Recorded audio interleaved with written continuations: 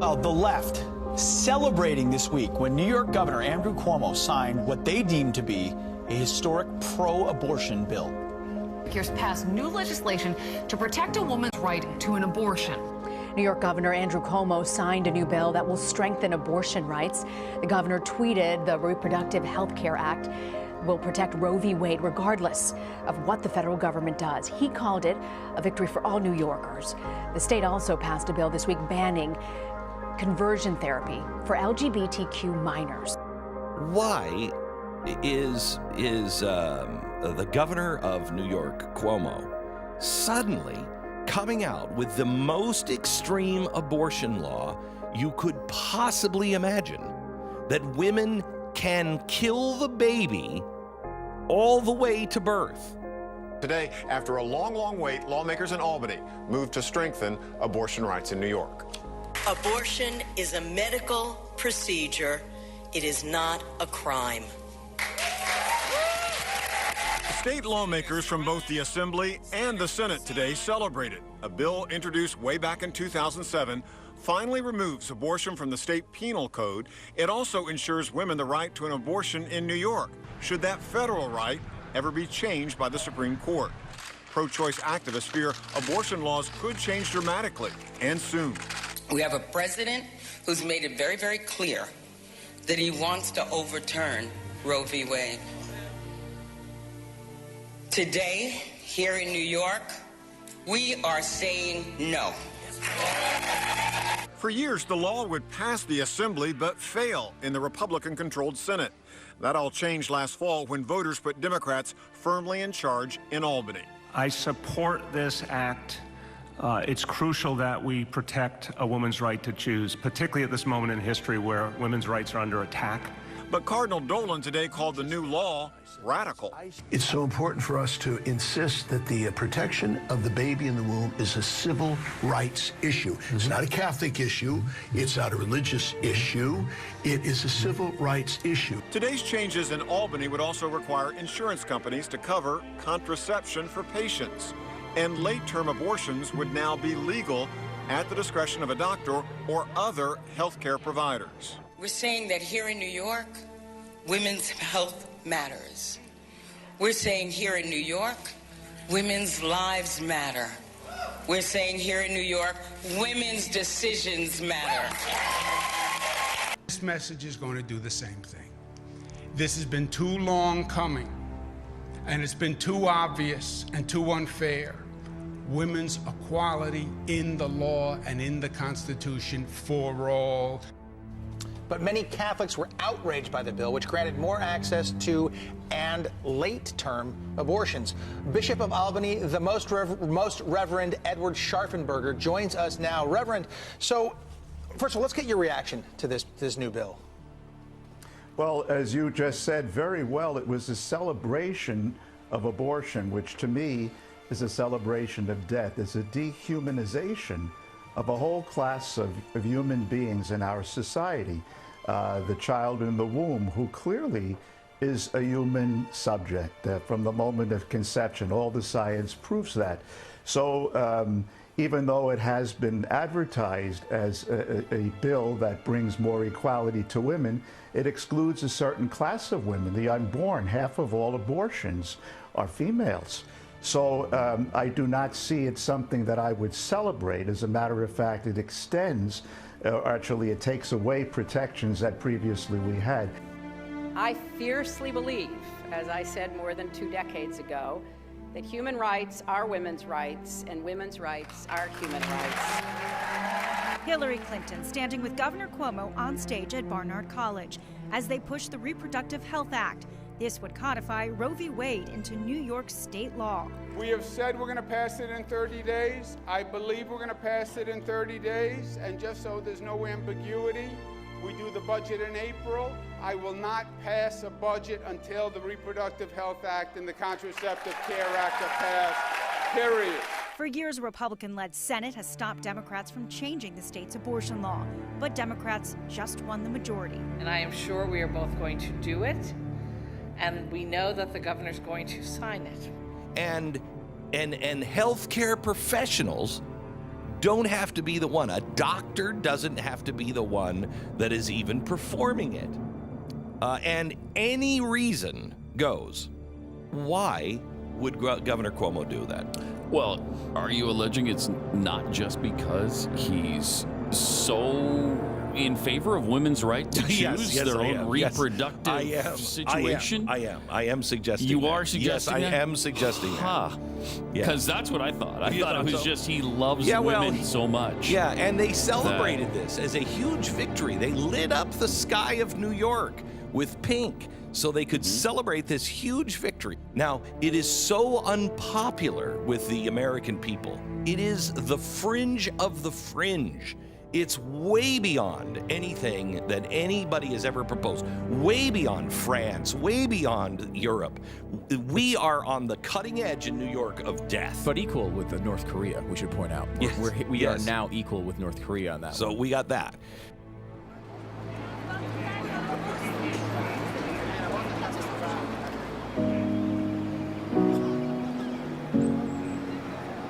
I moved to New York 6 years ago. I'm from Barcelona. I didn't have any specific goal.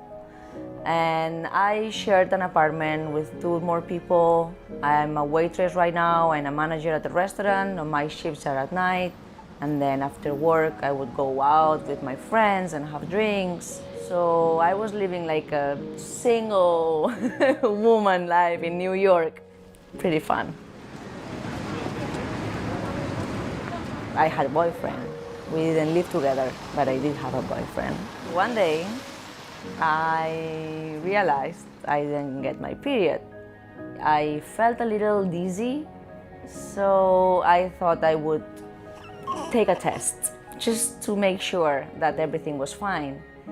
I ended up taking 4 tests, and then I called a friend and I told her, look, I'm in trouble. I think this is happening. So she told me, okay, we need to make sure, so maybe we have to go to a doctor or something. I don't have a health insurance. So I found this one, 45th Street and 6th Avenue in Manhattan. And I'm like, what? That's Times Square. So it's gonna be a good place, I'm sure. So I went there following morning with my friend from Spain. And that's when they took another test. And it was the 5th positive test. And from the last one, like, okay, yes, you are pregnant. How much more you need to know? I think what makes Zavale special is that this is a place that people can come and get away from the noise for a little bit. Living in the city, you're constantly bombarded. How we phrase it is standing in the gap, giving people a place and space to process. Stop trying to come up with a quick solution to what is viewed as a problem. So focus on the family, bought our ultrasound machine, and that's made a huge difference.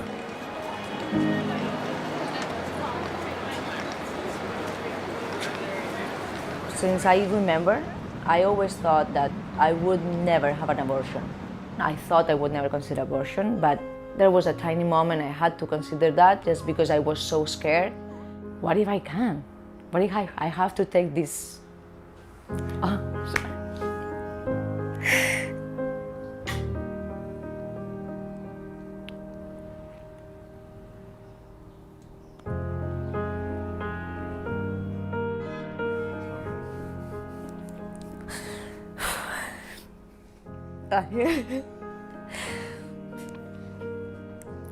So there was just one moment, one small one, very small one, that I thought maybe I can. But then this is how I met Abel. The moment I met Abel, Meredith, the first woman I met there, and I told her, I said, look, I really want this baby, but I don't know if I can have this baby.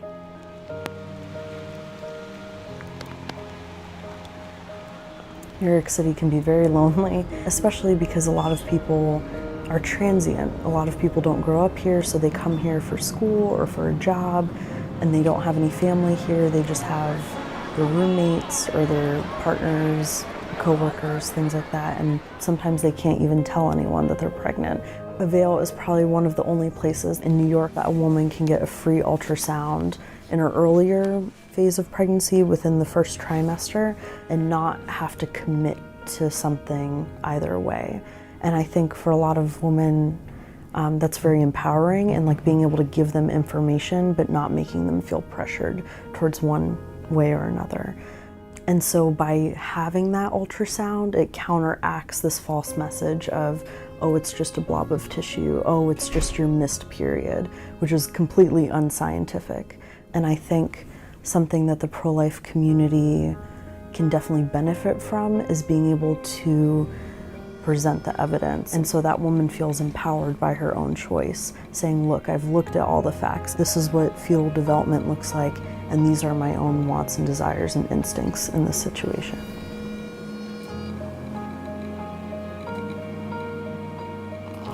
I want to make sure that everything is clear, that my tiny little moment that I thought I would terminate this pregnancy was before I saw the ultrasound. That needs to be very clear. So all these thoughts were before I saw the sonogram.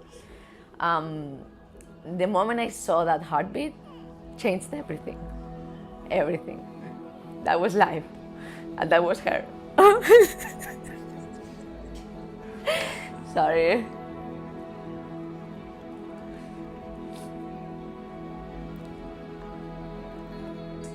That sonogram made real that my daughter was there. So I had my positive pregnancy tests. Yes, and you can think, but you don't feel anything. I didn't feel anything until I was like 20 weeks pregnant. So you don't feel that there's life in there, but seeing a heartbeat and that's inside you, you can almost feel the heartbeat inside. So that was real. That made me think, I'm a mom and I need to give life to this. And that's how everything changed.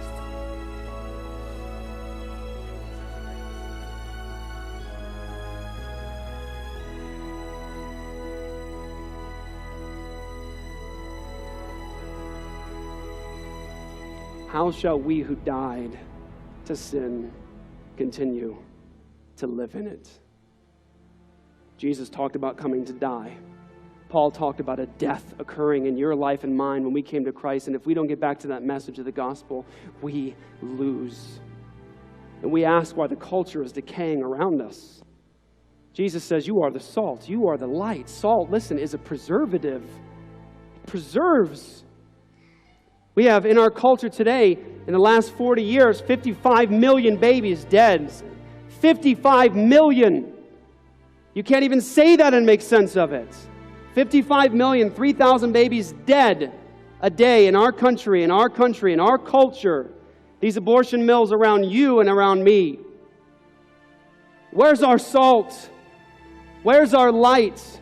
If we're not the salt, if we're not light to the world, then there isn't any salt, there isn't any light. Jesus says, you are the city on the hill. Nobody else takes up the reins for us here, guys. It's us. We're told this. Don't go to abortion mills. It's too in your face. It's too abrasive. It's too risky. Don't do it. It's not the way you reach those women. And I said, but there's babies being dismembered and disemboweled behind those walls. I have to go. It's not about just going to rescue a baby. It's not about protesting. It's about the gospel. It's about rescuing their souls and the babies. So we go, and over the last year, over 30 babies now saved from death at abortion mills. Oh yeah. One day I go, and I pull up, and there is this hardcore, pipe-hitting atheist outside. He brought a girl in, and so he's out there talking to my people, and I walk up, and he is fire-breathing atheist. Fire! He is yelling, screaming, fighting, and I walk up, and he's like, I see, the air is taken out of everyone there. They are just like, right? He's like, I hate you guys, and I hate what you're doing here, and I'm going to stay out here just to stop you from talking to these girls. I'm going to stay out here just for that. So when I get in, I start talking to them and trying to love them and be gracious to them. But I said, where are you coming from? You an atheist? He said, yeah, I'm an atheist. And I said, well, so you believe we evolved through, simpler biological processes all the way up to where we are now? He says, yeah, evolution. I said, okay, great. So what's wrong? Why are you here? Why are you complaining? He said, I think it's wrong. I said, no, you already gave that up. You're stardust. I'm stardust. Stardust bumping into stardust doesn't make a difference, does it? You're just a bag of biological stuff, and so am I, and so are they. So what are you so concerned about? I said, I think you're acting inconsistently with what you say you believe. I think you're an image bearer of God, and you know the God that I'm talking about. And your problem is not knowledge of God or light. It's sin, like it was for me. And I gave him the story of the gospel, and he kept coming back, and I kept taking his legs off. He kept coming back, kept taking his legs off, preaching the gospel to him. And at the end of this whole discussion, after 2 hours of fire-breathing dragon, he says to me, you know what?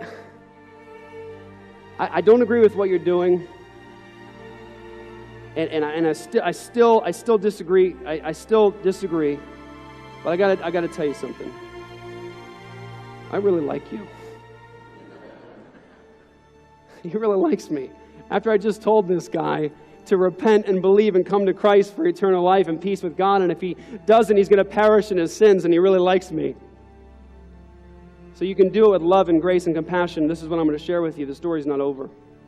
Because this atheist was there in the providence of God, because I got to preach the gospel to him, because he was right in that spot, my friend Justin, who was with me, was so worn out that he decided to walk away and around the building to the front where we weren't at before, where you can see outside Planned Parenthood to look. And just because this atheist was there, and just because he was wearing us out, Justin was in his head praying to God, I think, God, I'm done. This can't be effective. This is too crazy. It's too much conflict. This can't be good. So he gets a sign, and the sign says, please don't hurt your baby. We'll help you. And he goes to the front where the doors are, where you can see out.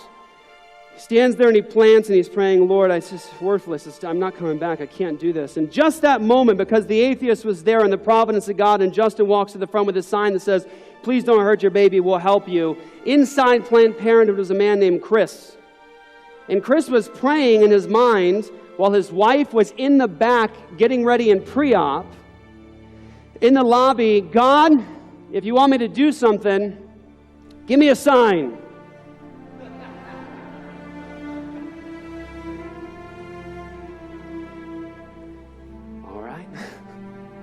So he looks out and he prays another prayer. He says, God, if you want me to stop this, let that man be the owner of dozens of cars. That van down the street. Opens the doors, walks straight up to Justin, who's there now. He says, excuse me, are you the owner of that van? Justin, that van down there? Chris says, yeah. He goes, yeah, that's my van. And the guy tells him the story. I asked God if that's your van, if I should stop this. And Justin goes, get in there, get your wife right now. You go in there and you get your wife. Chris runs in the back. He busts into Planned Parenthood, he wants to get his wife out. They're like, no, you can't go back there. Pre-op, you can't go back. He's like, you open that door right now. And finally, he was able to get to those doors and to get his wife. And they told me, don't go to abortion mills with the gospel. It's too abrasive. It's about the gospel. The problem there is not political, it's heart.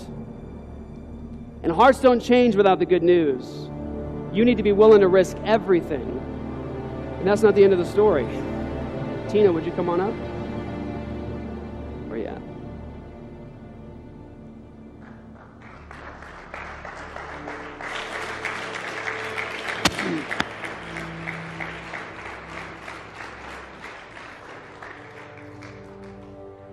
This is the baby.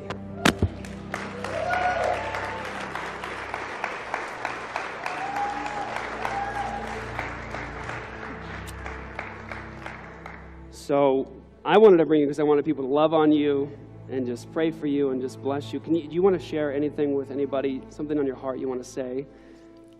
We're very, very grateful for them saving our baby's life and opening our eyes, and they've really helped us so much and changed our point of view. And if it wasn't for them, I wouldn't have my baby. And so if you guys can do this and help people, I think it would be great. I mean, they helped me so much and opened my eyes and my husband's eyes, and we are forever grateful. And like, just, I don't know what to say.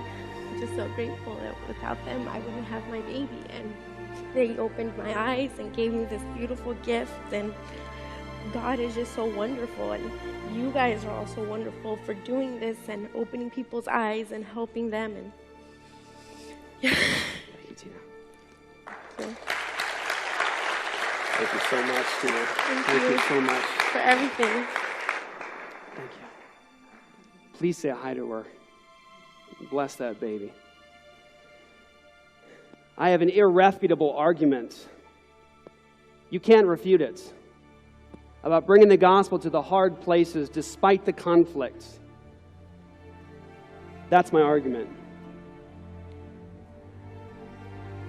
That's my argument. If we don't go to the hard places, people don't hear the gospel. If we don't go to the hard places, we don't bring the light of the gospel. You have to sacrifice everything for the sake of love for the other person. I got to go. So let me give to you something I was on my heart. I wanted to read to you. It's an old hymn. Most of you know it. Rise up, O men of God. Have done with lesser things. Give heart and mind and soul and strength to serve the King of Kings. Rise up, O men of God. The kingdom tarries long. Bring in the day of brotherhood and end the night of wrong. Rise up, O men of God. The church for you doth wait. Her strength unequal to her task, rise up and make her great. Lift high the cross of Christ, tread where his feet have trod. As brothers of the Son of Man, rise up.